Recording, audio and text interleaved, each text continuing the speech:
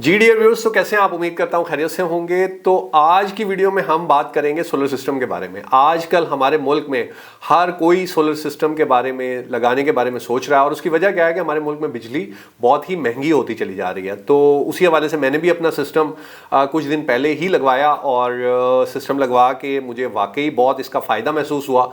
तो इसलिए फिर मैंने सोचा कि एक वीडियो बनाई जाए जिसमें और बेसिक जो चीज़ें हैं ना सोलर के बारे में वो सबको बताई जा सके, क्योंकि बहुत सारे दोस्त और साथी मुझसे सोलर के बारे में डिटेल्स पूछते रहते हैं। इसके ऊपर मैंने काफ़ी ज़्यादा रिसर्च किया, तो मैंने सोचा कि वो तमाम जो इन्फॉर्मेशन है वो सभी लोगों से शेयर की जाए, जिससे सबको कम से कम बेसिक चीज़ें पता लग जाए, ताकि जब वो सोलर खरीदने के बारे में या लगाने के बारे में सोच रहे हैं या प्लानिंग कर रहे हैं तो वो सही सिस्टम का इंतखाब कर पाएँ। अच्छा जनाब, तो सबसे पहले तो मैं आपको ये बताता हूँ कि सिस्टम कितनी तरह के होते हैं। तो सिस्टम जो है इसमें 3 तरह के इस वक्त जो है सिस्टम है जो कि आप लगवा सकते हैं। एक होता है on grid system. On grid system क्या होता है कि इसमें जो आपका सिस्टम बिजली बना रहा होता है वो आपके घर में भी यूज़ हो रही होती है, और जो एक्स्ट्रा बिजली है वो आप अपनी जो इलेक्ट्रिसिटी सप्लाई करने वाली कंपनी है जैसे वापडा या लेस्को या फेस्को, इनको चली जाती है। और फिर जब रात में आपका सिस्टम बिजली नहीं बना रहा होता तो आपको वापस अपना जो है ना वापडा से बिजली आप ले लेते हैं और उसको इस्तेमाल कर लेते हैं। तो ये ऑन ग्रिड सिस्टम होता है। दूसरा सिस्टम जो होता है वो ऑफ ग्रिड सिस्टम होता है। ऑफ ग्रिड सिस्टम में क्या होता है कि ये आपका वापडा से लिंक नहीं होता, बल्कि आपने अपने सिस्टम के साथ बैटरीज लगाई होती हैं। तो आपका सिस्टम जो बिजली बना रहा होता है वो आपके घर में यूज़ भी हो रही होती है और बैटरीज में स्टोर भी हो रही होती है। तो जब रात का वक्त हो जाए, जब सिस्टम बिजली नहीं बनाता, तो बैटरीज से आप जो है ना पावर घर में यूज़ कर रहे होते हैं।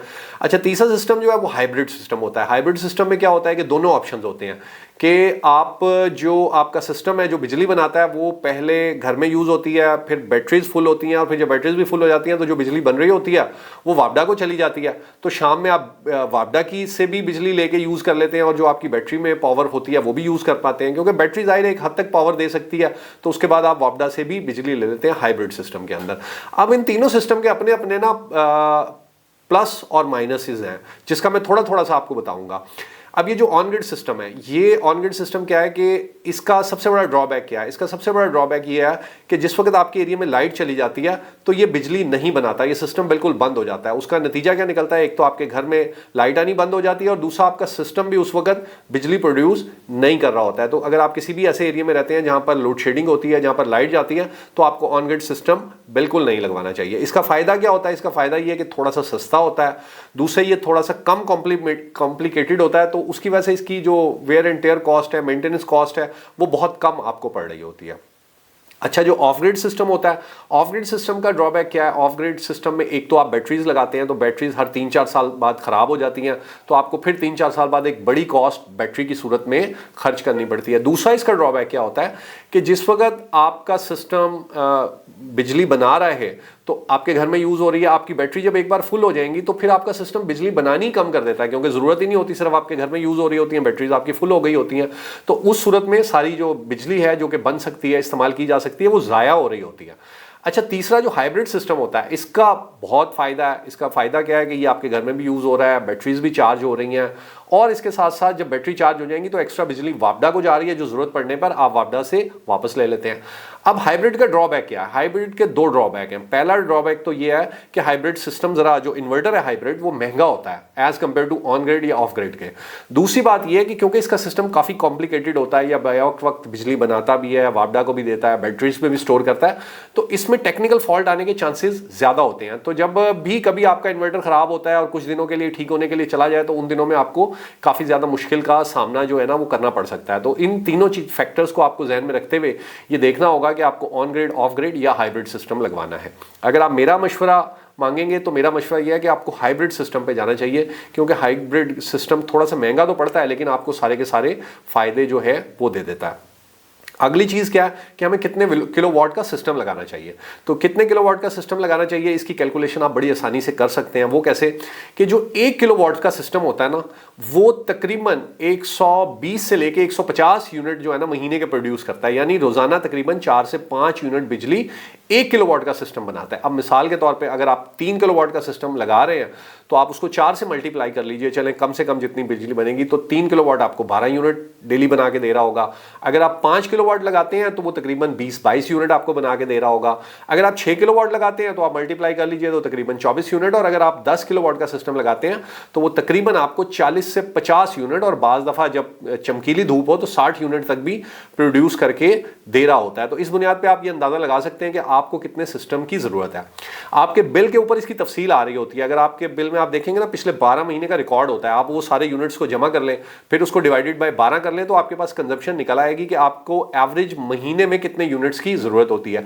तो उसकी बुनियाद पर आप फैसला कर पाएंगे कि आपको कितने किलोवाट का सिस्टम लगवाना चाहिए। इसमें एक और बात भी बड़ी अहम देखने वाली होती है कि आपके घर का लोड कितना है। अगर मिसाल के तौर पे आप एक एसी भी चलाना चाहते हैं तो आपको कम से कम 3.2 किलोवाट का सिस्टम लगवाना चाहिए, क्योंकि फिर ही आप 1 या 1.5 टन का एसी चला सकते हैं। अगर आपको कोई एसी नहीं चलाना है, आप बिल्कुल बेसिक सिस्टम सस्ता लगवाना चाह रहे हैं, तो आप 1.2 किलोवाट का सिस्टम लगा सकते हैं। ये आपकी बेसिक चीज़ें सारी चला देगा, पंखे भी चला देगा, लाइट्स भी चला देगा। और इससे बड़ा फिर 6 किलोवाट। अच्छा, अगर आप ऑन ग्रिड लगवाना चाह रहे हैं ना, तो ऑन ग्रिड में आपको कम से कम, या हाइब्रिड भी लगवाना चाह रहे हैं, तो आपको 6 किलोवाट का जो है ना सिस्टम लगवाना पड़ेगा। यहां मैं एक और आपको बात बता दूं कि अगर आप इस तरह से कर रहे हैं, क्योंकि आजकल बहुत सारे लोग इस तरह से भी सिस्टम लगा रहे हैं कि एक एक चीज़ करके खरीद ली ना, मतलब इकट्ठे पैसे नहीं लगाए जा सकते। तो सबसे पहले आपको क्या करना चाहिए, आप एक अच्छा इन्वर्टर खरीदें। अच्छा, इन्वर्टर जब आप खरीदें तो मेरा मशवरा क्या है कि अगर आपकी 4 लोगों की भी फैमिली है ना, तो आप कम से कम 6 किलोवाट का हाइब्रिड इन्वर्टर एक दफ़ा खरीद लें। ये तकरीबन आपको 2.25-2.5 लाख रुपए का इन्वर्टर मिलेगा। तो आप सबसे पहले तो इन्वर्टर खरीद लें, फिर कुछ प्लेट्स लगवा लें, कम प्लेट्स लगवा लें, 1-2 लगवा लें, फिर आहिस्ता आहिस्ता जब जब आपके पास पैसे आए तो आप प्लेट्स ऐड करते चले जाएं। तो आप उसके ऊपर फिर जो 6 किलोवाट का सिस्टम है, इसके ऊपर तकरीबन आप जो है ना 10 से 12, तकरीबन 12 प्लेट्स जो है ना 565 वॉट वाली जो है ना, वो ये प्लेट्स लगा सकते हैं। तो इस तरह से आप डिसाइड कर सकते हैं कि आपको कितने किलोवाट का सिस्टम लगाना चाहिए। तीसरी अहम बात क्या है कि आपको स्ट्रक्चर कौन सा लगवाना है। आप जो छत पे आपने देखा होगा कि बाज़ लोगों का छत के बिल्कुल 7 प्लेट्स लगी होती हैं और बाज़ की थोड़े हाइट पे लगी होती हैं। जो हाइट पे लगी होती हैं इसको अपलिफ्ट स्ट्रक्चर बोलते हैं। अपलिफ्ट स्ट्रक्चर का फ़ायदा क्या होता है? इसका सबसे बड़ा फ़ायदा ये होता है कि आपकी छत भी वेस्ट नहीं होती, यानी काबिल इस्तेमाल रहती है, बल्कि छत पर साया हो जाता है। तो छत भी आप बहुत सारे इस्तेमाल में ला सकते हैं। जो अपलिफ्ट स्ट्रक्चर है ये थोड़ा सा महंगा पड़ता है, और इसका आप कैलकुलेशन इस तरह से कर सकते हैं कि तकरीबन अगर आप 1 किलोवाट का जो खर्चा है ना अपलिफ्ट स्ट्रक्चर लगाने का, वो तकरीबन आप कह लें 8 से 9 हज़ार रुपये है। तो अगर आप 3 किलोवाट का अपलिफ्ट स्ट्रक्चर लगा रहे हैं तो आप समझ लें कि आपको 28-30 हज़ार रुपये खर्च एक्स्ट्रा करने पड़ेंगे। अगर आप 6 किलोवाट लगा रहे हैं तो तकरीबन आपको 50-60 हज़ार 70 हज़ार रुपये, तकरीबन 70 हज़ार रुपये आपको अपलिफ्ट स्ट्रक्चर की मद में पे करने पड़ेंगे। लेकिन फ़ायदा क्या हो जाएगा कि आपकी छत ज़ाया नहीं होगी और छत भी आपकी काबिल इस्तेमाल रहेगी। तो आप इसके बारे में भी फैसला कर सकते हैं। इसके अलावा बहुत सारी मालूमात हैं जो कि सोलर के हवाले से मैं इंशाल्लाह आपसे शेयर करना चाहता हूं, लेकिन आज की वीडियो को छोटा रखने के लिए मैंने बस ये 3 ही चीज़ें आपको बतानी थी, on grid, of grid, hybrid inverter के बारे में, और दूसरे नंबर पे 1 किलोवाट कितने यूनिट बनाता है, और तीसरा अपलिफ्ट स्ट्रक्चर के बारे में। तो इंशाल्लाह आने वाले दिनों में मेरा इरादा है कि सोलर पर और वीडियोज़ बनाई जाएँ, क्योंकि मैंने ये देखा है कि सोलर एक ऐसी चीज़ है जिससे न सिर्फ हमें बहुत फ़ायदा है। मैंने जब ये खर्चा किया, मैंने ये सिस्टम लगाया, तो मुझे बहुत ज़्यादा एक इत्मीनान महसूस होता है कि मेरे घर में अब जितनी भी लाइट यूज़ हो रही है वो फ्री ऑफ कॉस्ट है और मुझे इसकी कोई बिल पे नहीं करना। और जो हमारी प्लेट्स होती हैं इसकी लाइफ तकरीबन 30 साल होती है।